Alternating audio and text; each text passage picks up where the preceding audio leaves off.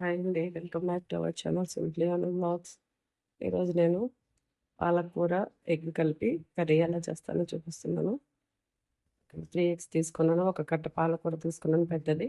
ఇక్కడ వీటన్నిటిని కట్ చేసి పెట్టుకున్నాను. పాలకూర, ఆనియన్, టమాటో, పచ్చిమిర్చి. తర్వాత ఒక కళాయి తీసుకొని దాంట్లోకి కొంచెం ఆయిల్ తీసుకొని తాలింపు గింజలు, పసుపు, వెల్లుల్లిపాయ, కరివేపాకు, ఉల్లిపాయ, పచ్చిమిరపాయ ఇవన్నీ వేసి ఒక్క నిమిషం ఒకసారి అటు ఇటు కలుపుకోవాలి.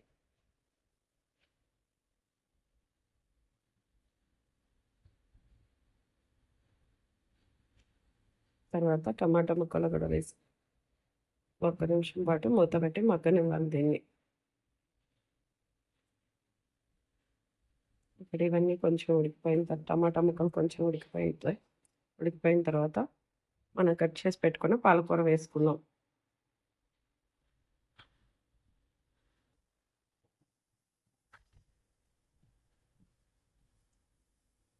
దీన్ని అంతా బాగా కలుపుకోవాలి.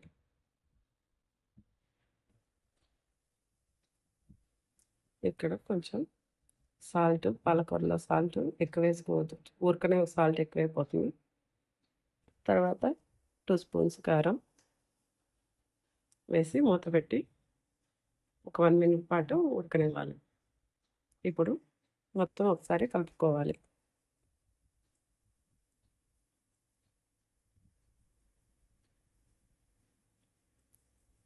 మూత పెట్టేసి కొంచెం సేపు మగ్గనివ్వాలి ఆకుకూరని. ఇక్కడ నేను ఏ వాటర్ యాడ్ చేయలేదు. దాంట్లో మనం వేసిన సాల్ట్ వాటి వల్ల ఆటోమేటిక్గా వాటర్ వచ్చేస్తాయి. ఈ వాటర్ ఇంకిపోయే వరకు ఈ పాలకూరని ఉడికించుకోవాలి. ఆ వాటర్ని ఇంకిపోయిన తర్వాత దీంట్లోకి 3 ఎగ్స్ వేసుకున్నాను. వేసుకొని ఒక్క నిమిషం పాటు అలా కదిలించి దీన్ని మూత పెట్టేయాలి. మీడియం ఫ్లేమ్ మీద నుంచి మూత పెట్టేసి పక్కన ఒక్క నిమిషం ఉడకనివ్వాలి.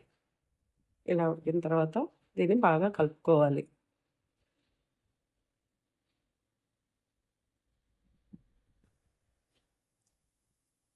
ఈ ఎగ్, పాలకూర అన్నీ బాగా కలిసే విధంగా కలుపుకున్నాం. ఇక్కడ మనం ఎగ్ వేసాం కాబట్టి ఉప్పు, కారం ఏమైనా సరిపోకపోతే ఇక్కడ యాడ్ చేసుకోవచ్చు.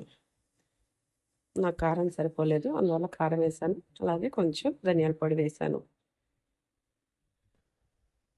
వీటన్నిటిని బాగా కలుపుకోవాలి.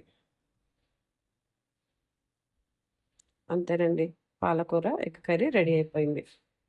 ఇది చపాతీలోకి, రైస్లోకి అన్నిటిలోకి చాలా బాగుంటుంది. నచ్చితే ఒక లైక్ చేయండి, షేర్ చేయండి, కామెంట్ చేయండి, సబ్స్క్రైబ్ చేయండి. Thanks for watching.